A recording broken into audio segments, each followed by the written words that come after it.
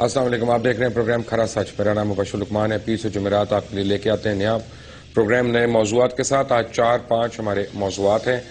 مجھے جوائن کر رہے ہیں کراچی سے سینیٹر فیصل رضا عابدی صاحب، لیکن میں سینیٹر صاحب کے پاس آنے سے پہلے میں آپ کو چند ایک چیزیں بتا دوں کہ انتہائی دکھ کے ساتھ، انتہائی رنج کے ساتھ آپ لوگوں کو پتہ ہی ہے اور آپ لوگ دیکھ رہے ہیں اس کو گزشتہ کچھ عرصے سے ٹیلی ویژن پہ بھی اور اخباروں میں، کہ علامہ ناصر عباس کو جس طرح شہید کیا گیا بے دردی سے لاہور کے اندر، وہ اب یہ وہی ایک سلسلہ ہے جس کی میں بڑے عرصے سے ایک بات کر رہا ہوں کہ پتہ نہیں کون کرا رہا ہے، کیسے کرا رہا ہے، کیوں کرا رہا ہے، اور حکومت جو ہے ہماری بالکل مفلوج ہو کے رہ گئی ہے یہاں پہ، اور حکومت نے غالباً یہ فیصلہ کیا ہوا ہے کہ کسی کو پکڑنا نہیں ہے، کسی کو سزا نہیں دینی ہے۔ اور یہ میں بات بڑے وثوق سے آج کہہ رہا ہوں آپ کے پاس۔ اس کی وجہ یہ ہے کہ میں ایک خبر آپ کو اور ریمائنڈ کرا دوں، اسی جگہ پہ، اسی انڈر پاس میں، ایف سی سی انڈر پاس میں جہاں علامہ صاحب شہید ہوئے، کہ یہاں پہ فروری کے مہینے میں ایک لاہور جنرل ہاسپٹل کے سینئر آئی سرجن اور ان کا بہت ہی چھوٹا سا بیٹا جو ایچسن کالج کا اسٹوڈنٹ تھا، ان کو شہید کیا گیا۔ ڈاکٹر علی حیدر، وہ اس وقت ایچسن کالج کی فاؤنڈرز ڈے پہ جا رہے تھے اپنے بچے کے ساتھ وہاں پہ، اور وہ ان کے لیے بڑی خوشی کا دن تھا۔ ان کے بچے کو وہاں پہ سرٹیفکیٹ ملنا تھا، اور خبر ان دونوں کی شہادت کی وہاں اسکول پہ پہنچی اس وقت۔ علامہ صاحب کو کس نے شہید کیا یہ تو میں نہیں جانتا، اتنا میں جانتا ہوں کوئی مسلمان ایسا نہیں کر سکتا۔ اس پہ ہم بات کریں گے سینیٹر فیصل رضا عابدی سے، لیکن اس کے بعد چیئرمین پیمرا چودھری رشید احمد کو جس طرح سے برطرف کیا گیا رات کے کالے اندھیرے میں اتوار کے دن، اور آج اسلام آباد ہائی کورٹ نے ان کو کیوں واپس ری انسٹیٹ کیا، اس کے اوپر آپ کو بتاؤں گا۔ ایک اور آپ نے آج کا اگر جنگ پڑھا ہوا ہے یا نیوز پڑھا ہے تو اس کی بڑی مین سٹوری ہے کہ بھارت کی میڈیا یلغار پر خاکی حلقوں کی تشویش، فوج کے لیے ٹی وی چینل کی تجویز۔ میں نیچے لکھا ہے، جنگ کی صورت میں بھارتی میڈیا کا مقابلہ کرنے کے لیے جھوٹ کو بار بار دہرانا اور یک طرفہ خبریں چلانے کا مشورہ اور تجویز ایک حاضر سروس میجر جنرل نے اسٹریٹجی رپورٹ میں دی اور آرمی کی گرین بک میں شامل ہے۔ اور پھر یہ لکھا ہے کہ 258 صفحات کی پر مشتمل گرین بک کے پیش لفظ میں سابق آرمی چیف جنرل کیانی نے لکھا کہ اس پلیٹ فارم پہ قومی سلامتی کے دانشورانہ تصور کو ٹھوس شکل دی جاتی ہے، اور اس قسم کے ایک ریسرچ رپورٹ میں پاکستان میڈیا کو دلچسپ حکمت عملی اپنانے کا مشورہ بھی دیا گیا، یعنی جھوٹ کو بار بار دہرایا جائے اور یک طرفہ خبریں چلائی جائیں اور جانبدارانہ تصاویر شائع کی جائیں تاکہ جنوبی ایشیا دو جوہری ہمسایوں میں مستقل میں ہونے والی جنگوں کے دوران بھارتی میڈیا کا مقابلہ کیا جا سکے۔ اور اس میں آگے بہت کچھ لکھا ہوا ہے کہ بریگیڈیئر موصوف نے مزید لکھا کہ پاکستانی گھروں میں بھارتی ڈرامے اور فلمیں بڑے شوق سے دیکھے جاتے ہیں اور ان کا سارا مقصد دو قومی نظریے کو کمزور کرنا ہے، اور بلا بلا بلا بلا۔ خیر، اور یہ ہے کہ بھارتی ٹی وی چینلز اور پرنٹ مواد جو ہے وہ آسانی سے دستیاب ہیں، اور بھارتی چینلز کی بڑھتی پذیرائی یا مداخلت نے پاکستانی قوم کو اس قدر بے حوصلہ کر دیا ہے کہ وہ بھارت کو جنگ میں ناقابل شکست تصور کرنے لگے۔ یہ خبر آج دی نیوز اخبار نے، جنگ اخبار نے، اور یہی میری لڑائی ہے، یہی میری لڑائی ہے ان اخبارات سے، ان اخبارات کے مالکان سے، کہ کوئی ایسا موقع نہیں جانے دیتے کہ یہ افواج پاکستان یا پاکستان کے ادارے جو پاکستان کی سلامتی کے محافظ ہیں ان کے اوپر زک نہ لگائیں، ان کو اپنا یہ نقصان نہ پہنچانے کی کوشش کریں، اور بین الاقوامی سطح پہ پاکستان اور وہ ہمارے ادارے جو ہماری ناموس کی علامت ہے ان کو تذلیل کرنے کا باعث نہ بنے۔ میر شکیل الرحمان بابا جی، آپ کی کرسی آج بھی یہاں پہ پڑی ہے، لیکن آپ آج بھی دبئی میں ہیں بمع اہل و عیال، اور آپ میں ہمت نہیں ہے کہ آپ آئیں اور آپ یہاں پہ کریں۔ اور آپ کو میں یہ بتاؤں کہ آپ کی خبر کتنی جھوٹی ہے۔ بابا جی، آپ کی اطلاع کے لیے عرض ہے کہ آپ کی خبر کہاں سے نکلی۔ میں نے جب آپ کو کہا کہ را سے لنکیجز، انڈیا سے امن کی آشا اور وہ پیسے ویسے تو تب تو بڑا سٹپٹائے تھے. اتنا لمبا اخبار میں بیان لکھا کہ ایک اینکر ہمارے خلاف یہ باتیں کرتا ہے. آج بھی صبح کو آپ میرے خلاف عدالت میں گئے ہوئے تھے آپ کے وکیل, اور وہ کہہ رہے تھے کہ یہ ڈیفیم کر رہا ہے. کیا ڈیفیم کر رہا ہوں؟ میرے پاس سنڈے سٹینڈرڈ پڑا ہے, انڈین ایکسپریس, پوری خبر آپ نے وہاں سے اٹھا کے اپنے ناموں سے یہاں پہ لگا دی. یہ پرسوں جو چھپی وہاں پہ پوری خبر انڈین ایکسپریس کی as it is word by word وہ سارا لے کے آپ نے پاکستان آرمی کے خلاف جو انہوں نے چھاپا آپ نے یہاں پہ چھاپ دیا. یہ کس کا ایجنڈا آپ فارورڈ کر رہے ہیں, یہ میرا سوال ہے. اور جب میں یہ سوال کرتا ہوں تو میرے اوپر کہا جاتا ہے کہ ریسٹریننگ آرڈر آ رہا ہے, ڈیفیمیشن کا آرڈر آ رہا ہے, میرے پر مجرمانہ غفلت کا پرچے کٹوائے جا رہے ہیں. کوئی پرچہ کراچی میں, کوئی لاہور میں, کوئی اسلام آباد میں, اور اتنے جھوٹے مقدمات. بابا جی خدا کے لیے آپ بڑے ہو جائیں, یہ وہ ٹائم نہیں ہے, یہ وہ کہ پینورامے کا آپ شاپنگ کریں کہ کراچی میں مقدمہ کراتے ہیں اور میرا ایک جعلی ایڈریس شو کر دیتے ہیں کہ کراچی میں اس کا گھر ہے. لاہور میں مقدمہ کراتے ہیں تو میرا گھر لاہور میں شو کر دیتے ہیں. اسلام آباد میں مقدمہ کراتے ہیں تو میرا گھر اسلام آباد میں شو کر دیتے ہیں. کیا کرنا چاہ رہی ہیں؟ سچ کا سامنا کریں. ہندوستانی میڈیا کی جو اپنا جھوٹی خبریں ہیں ان کو فالو کرنا چھوڑ دیں, ان کو اپنے ناموں سے چھاپنا چھوڑ دیں اور پھر ان کا کریڈٹ لینا چھوڑ دیں. افواج پاکستان اور پاکستان کے جتنے ادارے ہیں ان کی پلیز عزت کرنا سیکھیں. یہی پاکستان کی ضمانت ہے. آپ نے اور ہم نے نہیں لڑنا, خدا نہ خواستہ اگر کچھ ہو جائے. یہ وہ جو لوگ لڑیں گے ان کی آپ تذلیل کا باعث بن رہے ہیں. بٹ میرے ساتھ فیصل رضا آپ نہیں ہیں. فیصل صاحب, سب سے پہلے میں نے آپ سے جس بات پہ بات کرنی ہے, آئی ایم سوری آپ کو میں نے ویٹ کرایا اتنا, کہ بہت ہی دکھ کے ساتھ علامہ ناصر عباس شہید کی جو شہادت ہے, میں جتنا بھی اس کے متعلق کہا جائے وہ کم ہے. میں صرف یہ کہہ سکتا ہوں کہ کوئی مسلمان یہ نہیں کر سکتا. یور اپینین سر.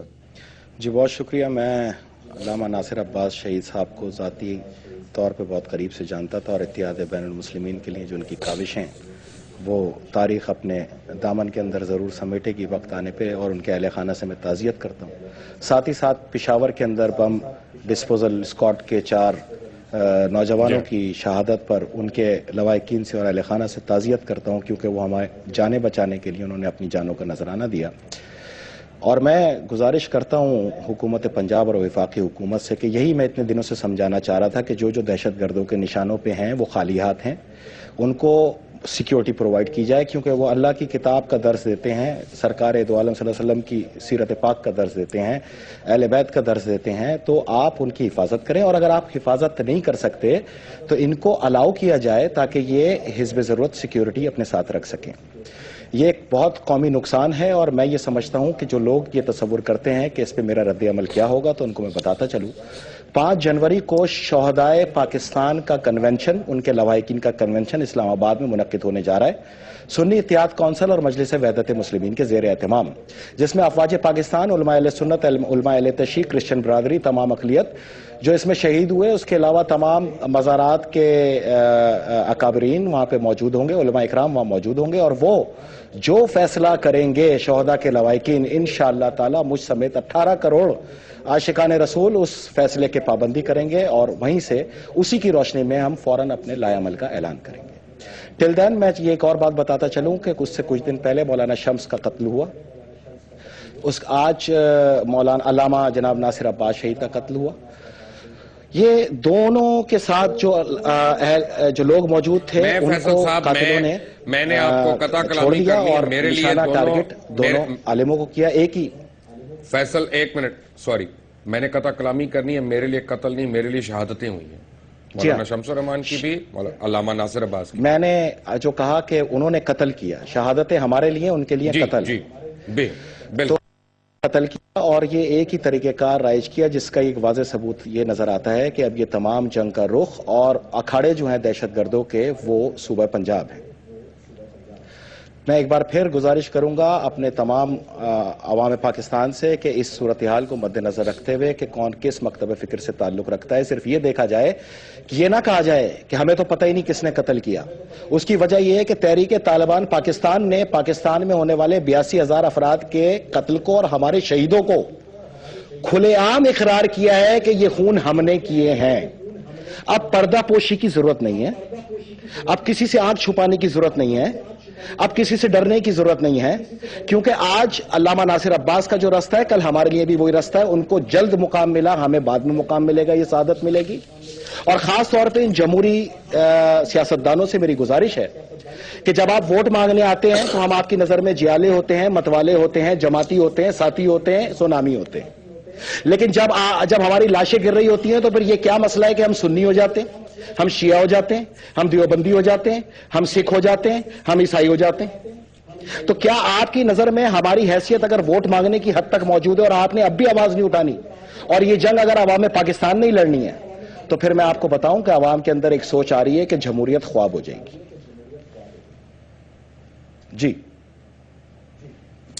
میں فیض صاحب ویری کوئکلی انڈین ایکسپریس کی یہ سٹوری منو ان اسی طرح اٹھا لی گئی اور یہ جو کیا افواج پاکستان اور پاکستان کے اداروں کو اس طرح سے تیق کرنا, ان کو نشانے پہ رکھنا, کیا یہ پیٹریوٹزم کی نشانی ہے یا لبرلزم کی نشانی ہے؟ میں نے آپ کے دیکھیں, میں سب سے پہلے تو ARY کا بہت شکر گزار ہوں, میں دل کی گہرائیوں سے شکر گزار ہوں کہ جتنی تکالیف آپ کے مالکان نے, آپ کے سٹاف نے, آپ نے اور آپ جیسے اینکروں نے جو یہاں کام کرتے ہیں, میری خاطر 4 بار آپ کو عدالتوں کے کٹہرے میں کھڑا کیا گیا, صرف اس لیے کہ آپ نے میرا کیس سننے کے بعد مجھے آواز حق بلند کرنے کی اجازت دی, جس کیس کا یہ سامنا آج بھی نہیں کر پا رہے. اسی کے ساتھ ساتھ میں آپ کو بتاؤں میرے کان ترس گئے, کان. میں کسی عالم پہ تنقید کرنے کا قطعاً حقدار نہیں ہوں, میں علماء کی بہت عزت کرتا ہوں اور میری خواہش ہے کہ میں ان کو زیادہ تعداد میں محرابوں میں اور مسجدوں میں موجود پاؤں اور ان کے واعظ سنوں اور اپنی ضابطہ حیات کو اسی طرح لے کے چلوں. میرے پیارے بھائی, میرے کان ترس گئے کہ کوئی عالم ہمارا ٹیلی ویژن پہ آئے اور یہ مطالبہ کرے کہ شراب خانوں پہ پابندی لگائیں. میرے کان ترس گئے کہ کوئی آئے اور یہ مطالبہ کرے کہ قبا خانوں پہ پابندی لگائیں. میرے کان ترس گئے کہ کوئی آئے اور یہ مطالبہ کرے کہ کیٹ واک پہ پابندی لگائے.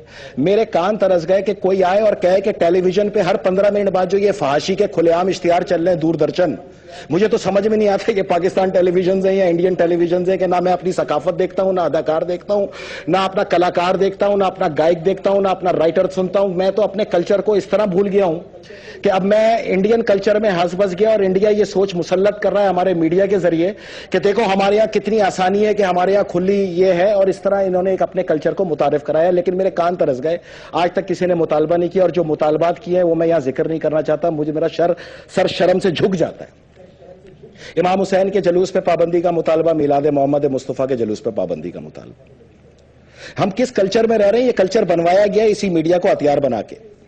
میری خواہش ہے کہ میر شکیل الرحمان صاحب, میرا ان سے کوئی ذاتی خلش نہیں ہے, نہ میں کسی کے ذات پہ کیچڑ اچھالنے کا پابند ہوں. میں ان کے ادارے میں کافی اچھے اینکرز کو اپنے استاد کا درجہ دیتا ہوں, تجزیہ کاروں کو دیتا ہوں, لیکن ہر کوئی اچھا بھی نہیں ہوتا, ہر کوئی برا بھی نہیں ہوتا. میری خواہش ہے کہ یہ ان کے بالکل بازو میں ان تمام اینکرز کو اور تجزیہ کاروں کو بولوں کہ کل پاکستان کی عوام یہ آپ کا تجزیہ دیکھنا چاہتی ہے کہ سفارت خانے کے اندر کئی ایکڑوں پہ مشتمل 7 منزلہ عمارت سفارت خانے میں بن رہی ہے.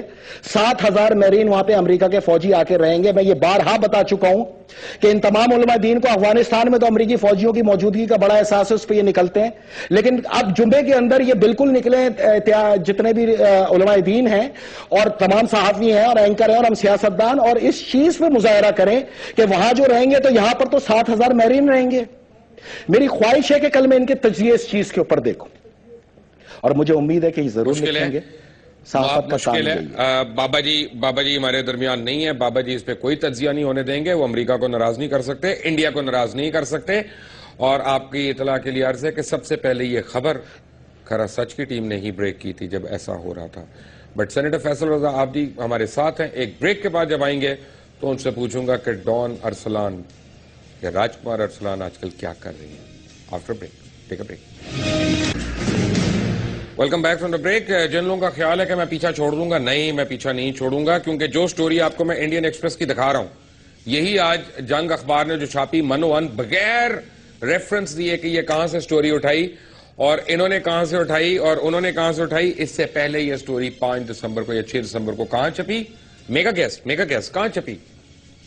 Hindustan Times. You guessed it right, Hindustan Times, جنگ نیوز.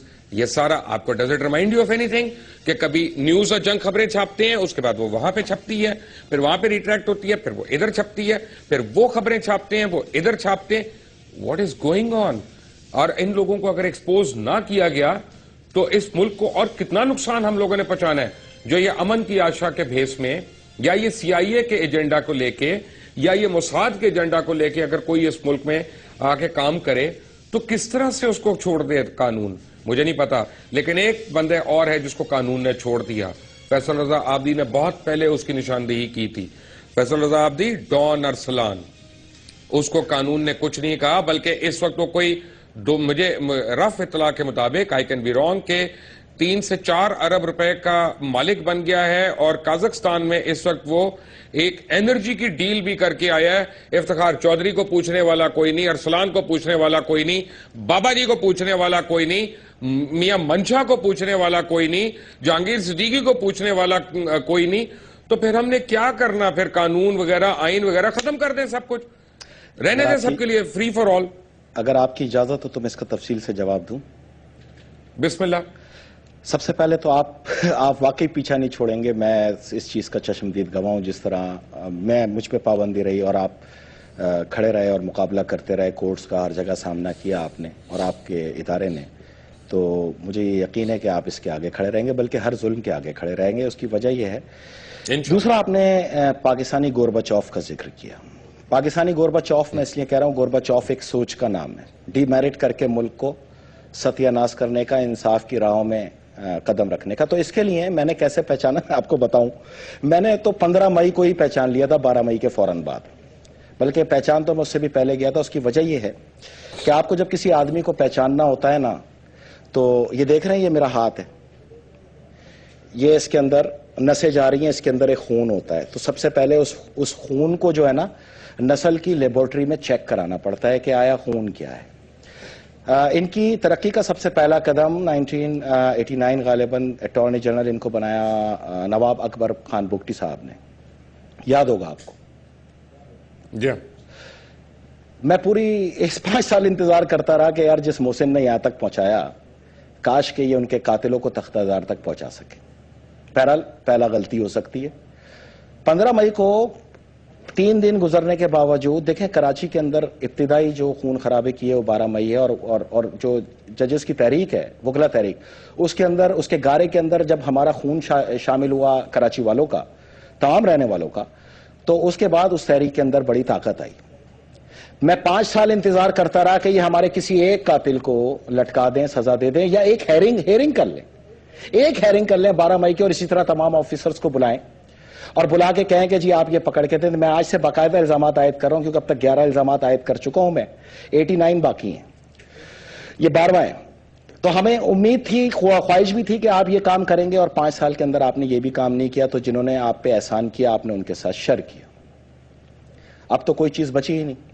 پھر تیسری چیز دیکھنے والی یہ تھی کہ 35 افراد کے لیے افواج پاکستان کی آپ صبح سے شام تک تذلیل کرتے رہے. انڈیا کے اندر یہ جو جتنا انڈین کلچر اگا رہے پاکستان کے اندر, ان کو میرا پیغام ہے کہ سینکڑوں پاکستانی جو ہیں 30 سال سے جیلوں میں پڑے ہیں. جوانی میں گئے تھے اور بالکل اب 70 اور 75 سال کی عمر کے اندر وہ واپس آئے پاکستان میں, 1-2 باقی ابھی تک وہاں پڑے ہیں. وہاں کے چیف جسٹس نے تو کبھی کشت نہیں کیا کہ اگر کسی کے اوپر اینٹی سٹیٹ کوئی الزام ہے, آپ نے پھر بھی بلایا, چلے ٹھیک ہے. لیکن وہ جو بنو جیل اور ڈیرہ اسماعیل خان جیل سے کھلے عام توڑ کے لے گئے, کیا اس سلسلے کے اندر آپ کسی افسر کو یا کسی CM کو یا وزیر داخلہ کو یا وزیر اعظم کو کھڑا نہیں کر سکتے تھے؟ آپ نے وہاں پہ کوئی سوموٹو نہیں لیا. آپ نے ہمیشہ وہ چھپکلی گر گئی سالن کے اندر, وہ سوموٹو لے لیا. آپ نے سموسے کا وزن بڑھ گیا, وہ سوموٹو لے لیا. شکر کی قیمت بڑھ گئی, وہ سوموٹو لے لیا. سیالکوٹ میں 2 افراد کو مار دیا, وہ سوموٹو لے لیا. آپ نے شراب کی 2 بوتلوں پہ سوموٹو لے لیا. کسی نے کسی کو تھپڑ مار دیا, آپ نے اس پہ سوموٹو لے لیا. کیا عوام پاکستان نے آپ کو یہاں پر اس لیے پہنچایا تھا کہ آپ یہاں پر آ کر غیر ضروری چیزوں کے اندر عدالت کا وقت ضائع کریں اور سرمایہ ضائع کریں؟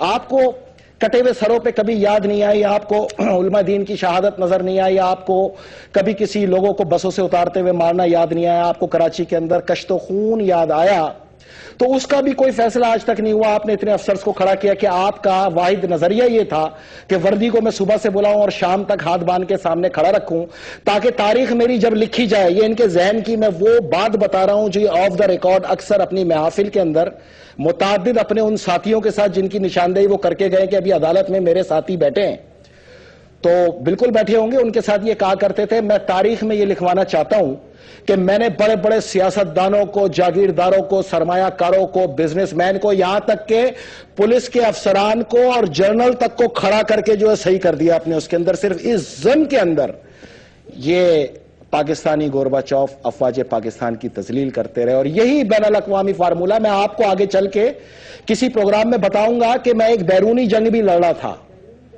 وہ بیرونی جنگ یہ تھی کہ یہاں پر اتنا ظلم کر دو، اتنا قتل کر دو کہ یہاں میں بسنے والے یا تو شیعہ یا اردو سپیکنگ یا پختون اقوام متحدہ کو آواز ماریں، اور اس ضمن کے اندر جب بلوچستان سے ہلکی سی آواز بلند ہوئی تو آپ نے دیکھا پوری ٹیمیں آ بھی گئیں۔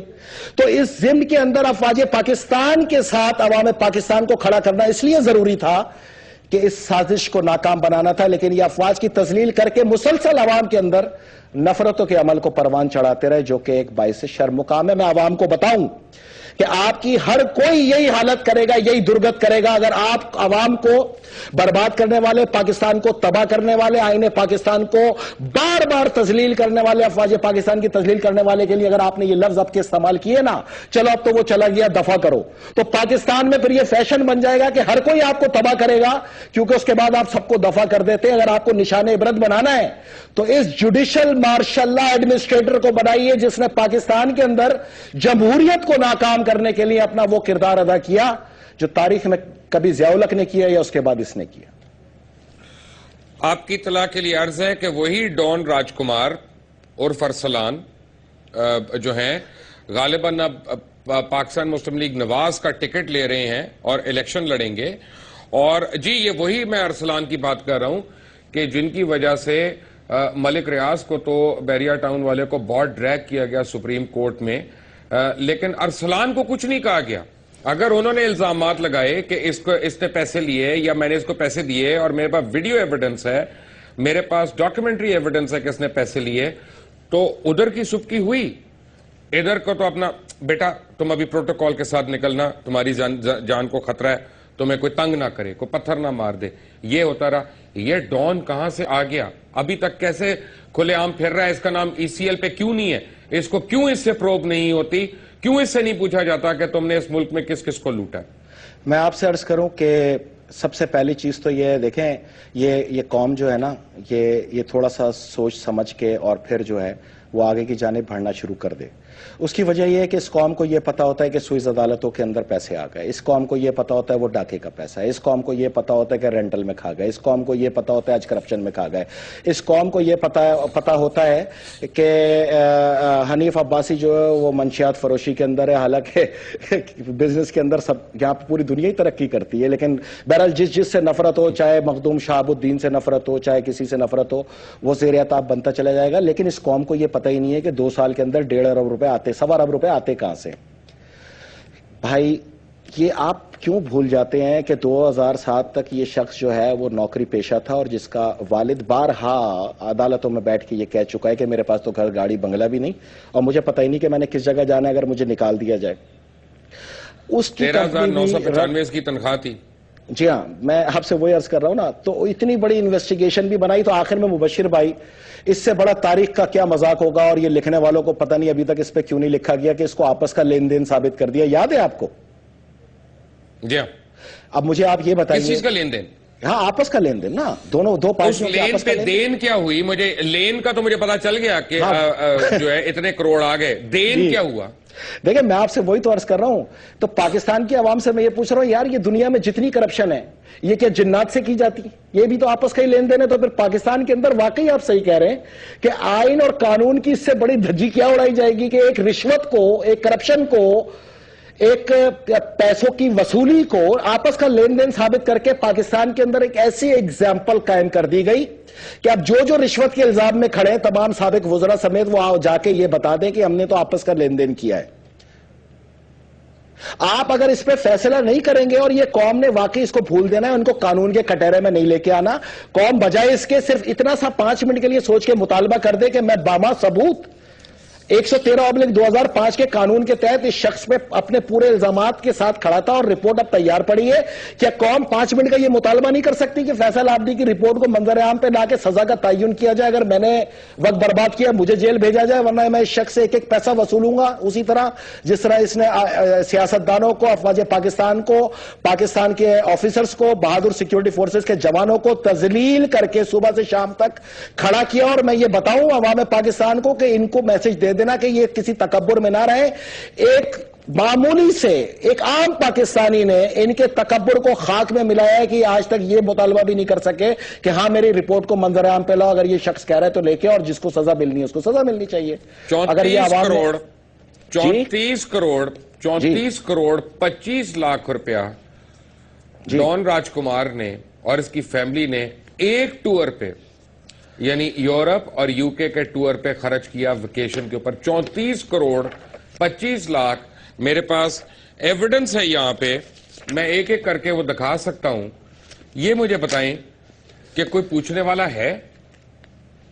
میں آپ سے عرض کروں، یہ ان کا ٹیکس اسسمنٹ سرٹیفکیٹ میں نے یہ لگایا ہوا ہے. اب آپ کو شاید صحیح نظر نہ آئے، لیکن یہ کتاب بما ثبوتوں کے، اس کے اندر 6 ثبوت، دستاویزی ثبوت موجود ہیں. اس کے اندر انہوں نے اپنا ٹریول ایکسپینس جو ہے وہ 0 شائع کیا. 0 یعنی کہ ان کا تمام یہ دورہ اسپانسر تھا. یہ کل 5 دورے تھے اور اس کے اندر پی آئی اے کے ٹکٹس بھی میں نے پرووائڈ کر دی ہیں کہ وہ یہ دیکھ لیں. دیکھیں مبشر بھائی، بات صرف اتنی سی ہے کہ شاید یہاں پہ کوئی ایک ایسا مائنڈ سیٹ بیٹھا ہے جو 5 سال تک اس شخص کی تعریفیں کرتا رہا اور آج اپنی صرف ندامت کو چھپانے کے لیے وہ آج بھی اس کی تعریفوں میں لگا ہوا ہے. کیا یہ لوگ قوم کی خدمت کر رہے ہیں؟ عوام کیا یہ فیصلہ کر سکتی ہے؟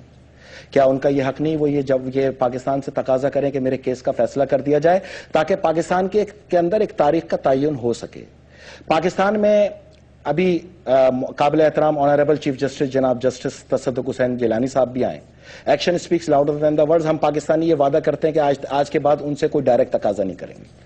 یہ ہم نے تقاضے کیے جس کے جواب میں ریسپانس آیا، اور آپ لوگ جس فوٹیج کو لے کے رونا رو رہے ہیں، مجھے تو سمجھ نہیں آتا ان لوگوں کو میں کیا کہوں. یار وہاں پہ لکھا ہوا ہے خاص طور پہ کمرہ نمبر عدالت 1 کے باہر کے موبائل فون اور کیمرے الاؤ نہیں ہے. ایسے ہی ہے نا؟ 5 سال تک یہاں پر ایک ایک ٹکر جو ہے وہ اس طرح چلایا گیا جیسے کوئی انڈین مووی کا ڈائلاگ. ادھر ان کے منہ سے نکلنا ہوتا تھا اور کمرے کی عدالت کے اندر صرف چند لوگوں کو وہ موبائل فون ہوتا تھا اور وہ وہاں سے جو ہے وہ پوسٹ کرتے تھے اور وہ ٹکٹ آن ورلڈ ہو جاتا تھا. آرٹیکل 25 کی تو سب سے بڑی کھلی تذلیل ہی یہی ہے. میرا الزام نمبر 13 یہ ہے کہ آرٹیکل 25 پہ جو لوگ بھی ڈسکس کر رہے ہیں ان کو میں بتاؤں کہ عمران خان کی سماعت کے دوران افتخار چودھری عرف گورباچوف نے یہ کہا کہ چونکہ عمران خان اہم ہے، عدالت کی نظر میں بڑی اہمیت رکھتے ہیں، اور اس کو اسی صحافی نے کوٹ کر کے بتایا کہ کس شخصیت یعنی میرے اوپر. تو میں ان سے یہ بتاؤں کہ آرٹیکل 25 کے تحت آپ کسی شخص کے اندر تفریق کر ہی نہیں سکتے. آپ کی جج تو وہیں پہ فارغ کر دی جاتی اس بینچ کے دونوں ججوں کے ساتھ جہاں آپ نے تفریق کی، ایک کو اہم کا اور ایک کو غیر اہم کا. آپ ہوتے کون ہیں تاریخ کے اندر یہ فیصلہ کرنے والے کون اہم ہے اور کون غیر اہم؟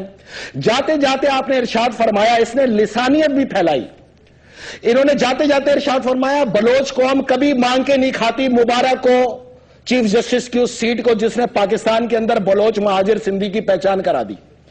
تم چیف جسٹس کی نظر میں تمہارے آئین اور قانون اور کانسٹیٹیوشن کے اندر لکھے ہوئے حلف کے مطابق آپ کی نظر میں تمام پاکستانی برابر ہیں. آپ نے کیسے بتایا کہ بلوچ قوم جو ہے وہ غیرت مند قوم ہے، وہ مانگ کے نہیں کھاتی؟ What do you mean by this? کیا ہم مہاجر یا ہم سندھی یا ہم بلوچ یا ہم پٹھان یا ہم جو بھی کشمیری یہاں رہتے ہیں، ہم کیا باقی مانگ کے کھانے والے لوگ ہیں؟ کمال ہو گیا. مطلب اگر آپ لوگوں نے ان تمام چیزوں پہ آنکھیں بند کرنی ہے اور عوام نے ان کے اوپر انگلی نہیں اٹھانی میرے سے الزام نمبر 14 کے بعد، تو پھر ٹھیک ہے. پھر ہم نے اپنا وقت ضائع کیا، ہم نے سیاست چھوڑ کے اپنے گھر والوں کو وقت دینا شروع کر دیا. آپ کو آپ کی سیاست مبارک. نہ ہم نے 11 مئی کو ووٹ مانگا تھا، نہ آپ بلدیات میں مانگیں گے. ابھی سے ختم ہے بھائی، آپ کو جس کو ووٹ دینا ہے دو. لیکن اب کوئی یہ نہ کہے کہ میں کسی کے لیے کوئی کام کر رہا ہوں، میں اپنے ملک کے لیے کام کر رہا ہوں. اور آپ جیسے بہادر اور آپ جیسے جتنے بھی بہادر صحافی ہیں ان کے ساتھ مل کے انشاءاللہ یہ جنگ بالکل اختتام پذیر پہنچائیں گے. پاکستان بنایا تھا اور پاکستان بچائیں گے انشاءاللہ. فیصل رضا عابدی ہمارے ساتھ ہی ہیں. ایک بریک کے بعد ٹیک اے بریک.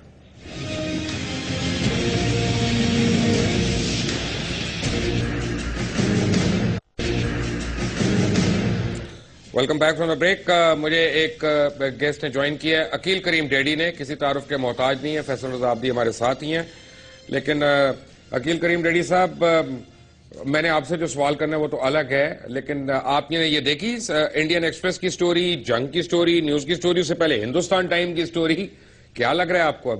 السلام علیکم. وعلیکم السلام. مجھے سمجھ یہ نہیں آ رہا ہے کہ اب ان کو اس کے لیے آج یہ کیا جواب دیں گے. پہلے وہ کہہ رہے تھے کہ ان کا کوئی واسطہ نہیں ہے, کورٹ میں چلے گئے. میں سمجھتا ہوں عوام کو اپنی آنکھیں کھولنی پڑے گی. یہ ملک دشمنوں کو اس ملک سے نکالنا ہوگا. اس ملک کو ان چوروں ڈاکوؤں سے نجات دلانی ہوگی. اور میں آپ کو سلوٹ کرتا ہوں کہ بائی گاڈ آپ نے ان کا مقروض چہرہ لوگوں کو دکھایا, اور ہم آپ کے ساتھ ہیں اور آپ کے ساتھ کھڑے رہیں گے حلاول دستے کی طرح.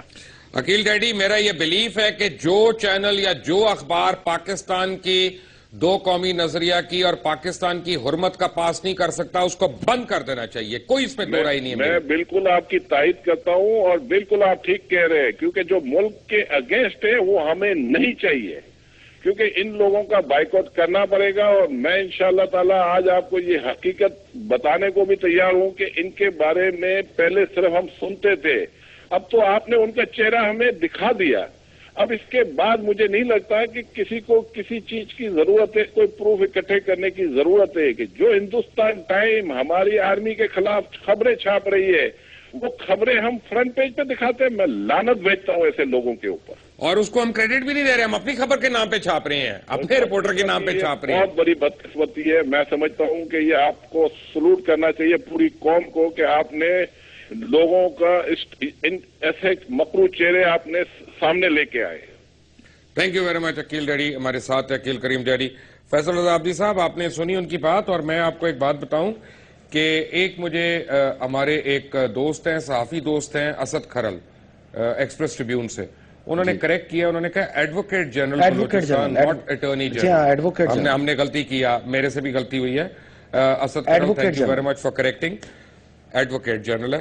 اب سوال یہ پیدا ہوتا ہے کہ میں بالکل, آپ دیکھیں پیپلز پارٹی کے ہیں, جنرل مشرف کے متعلق آپ جو مرضی کہیں, لیکن مجھے یہ ڈرامہ سمجھ میں نہیں آتا کہ 12 اکتوبر کے اوپر ہم نے نہیں کرنا کچھ, 3 نومبر پہ کرنا ہے. اگر آپ نے آئین توڑنے کو نہیں کچھ کہنا تو ایک آدمی کی برطرفی پہ کیوں کر رہے ہیں؟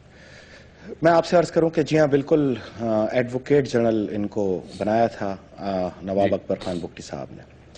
تو میں آپ سے دیکھیں, اس میں کوئی اتنی پرابلم کی بات نہیں ہے. اس کی وجہ یہ ہے کہ میں نے بارہا یہاں پر آ کے لوگوں کو بتایا کہ انہوں نے تو مکمل اختیار بھی دیا تھا جنرل مشرف کو, جیسے چاہے آئین کے اندر تبدیلی کر لو. ماشاءاللہ یہ نہیں ہوتے کہ آپ آئین کو تباہ و برباد بھی کریں, اپنے مقاصد کے لیے استعمال بھی کریں, اور پھر پارلیمنٹ بھی بنائیں. در حقیقت یہ ساری چیزیں ہوتی ہیں, اس کے اندر ایک پروٹیکشن چاہیے ہوتی ہے, اور وہ پروٹیکشن ہے عدالت کے اندر بیٹھے ہوئے یہ جج.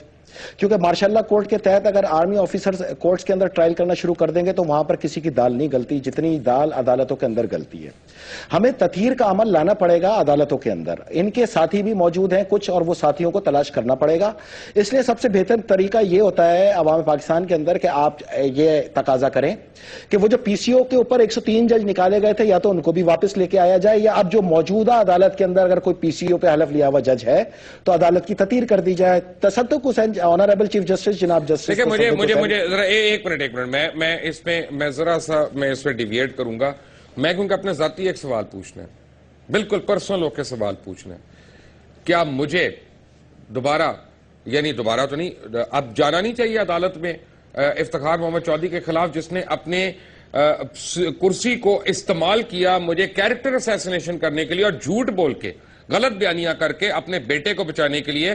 کیا ملک ریاض کو دوبارہ کیس نہیں کھلوانا چاہیے؟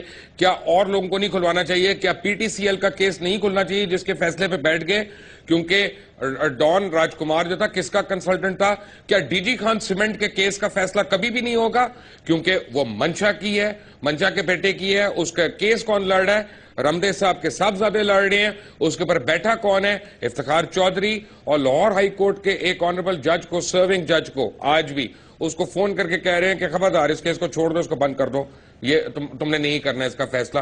کیا اس آدمی کو یا ایسے شخص کو عدالت میں لا کے ہمیں یہ ثبوت نہیں دینے چاہیے؟ میں یہ سمجھتا ہوں کہ میں نے اسی لیے سب سے پہلے اس قوم کو یہ کہا تھا کہ اگر تم نے اب بھی یہ سوچنا ہے کہ چلو اب تو دفعہ ہو گیا، ختم ہو گیا، اس طرح کی کہانیاں جو الفاظ استعمال کیے جاتے ہیں، بہرحال میں یہ الفاظ نہیں کہہ رہا کہ دفعہ ہو گیا، جو لوگوں کے تاثرات ہیں، بھائی کوئی نہیں گیا، اگر آپ نے اسی طرح چھوڑ دینا سب کو تو پھر آپ کے ساتھ یہی ہوتا رہے گا اور عوام آگے سے یہی کرتی رہے گی۔ جہاں تک آپ نے بات کی کہ موجودہ chief justice, honourable chief justice جناب تصدق حسین جیلانی صاحب، تو میں نے اسی لیے آپ کو ان نسوں کی ایک مثال دی تھی۔ ان کا نام ہے جناب چیف جسٹس جناب تصدق حسین جیلانی ولد جناب محمد رمضان شاہ جیلانی صاحب، اور جو انہوں نے ابھی ایکشنز لیے ہیں آتے کے ساتھ ہی وہ ایک عدلیہ کا وقار بلند کرنے کے اندر بہت تیزی سے وہ جو گامزن ہوئے ہیں، اور مجھے یہ یقین ہے کہ اب ہم یہ ڈائلاگ جو ہے ٹیلی ویژنز پہ کبھی نہیں سنیں گے، اب فیصلے بولیں گے۔ اور سب سے پہلا جو ان کے پاس کیس آیا ہے وہ 4 نشستوں کا تحریک انصاف کی جانب سے جمع کرائی جانے والی ایڈمٹ کی گئی اس درخواست کا، اور یہ فیصلہ کرے گا کہ آیا عدالت جو ہے وہ کس رخ کے اوپر جاری ہے، کیونکہ یہ بہرحال بنیادی حق ہے ان کا۔ میں یہ کہتا ہوں کہ 54 حلقوں پہ کیا جائے، جہاں سیکٹری الیکشن کمیشن نے خود اقرار کیا کہ یہاں پہ دھاندلی ہوئی ہے، تو یہ تمام فیصلے بولتے ہیں ججز کے۔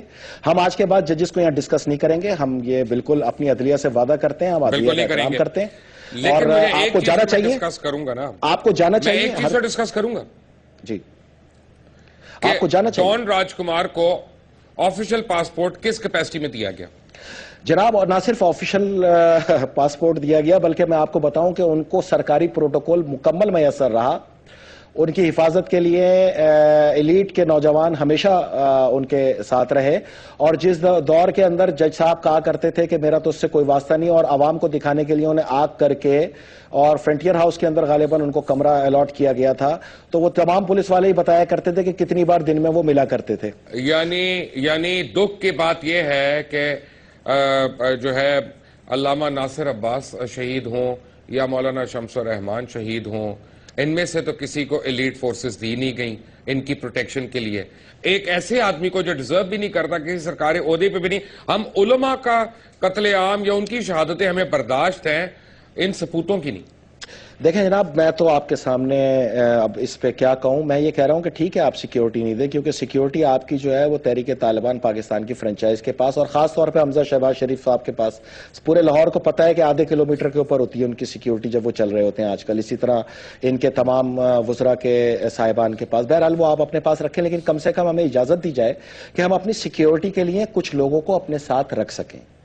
اگر وہ نہیں کیا جا سکتا تو یہ تو کر دینا، آپ اجازت بھی نہیں دیں، آپ سیکیورٹی بھی نہیں دیں، آپ جہاں پہ گاڑی کے اندر آپ کے پرسنل گن مین ہو ان کو اتار کے اور تذلیل شروع کر دیں، تو اس کا مطلب ہے کہ آپ ایک سوچ کو آئسولیٹ کر رہے ہیں، آپ ایک سوچ کو پیرالائز کر رہے ہیں، آپ ایک سوچ کو محدود کر کے اس کے کمروں کے اندر بند کر رہے ہیں۔ تو پھر اگر اسی چیز کو تو ظلم کہتے ہیں، میں تو نہیں سمجھتا کہ یہ جمہوریت ہے۔ کون کہتا ہے یہ جمہوریت ہے؟ نہ یہ، اگر یہ جمہوریت ہے تو آئیے یہ انگوٹھوں کے نشان چیک کرائیں، میں اپنی بات پہ قائم ہوں۔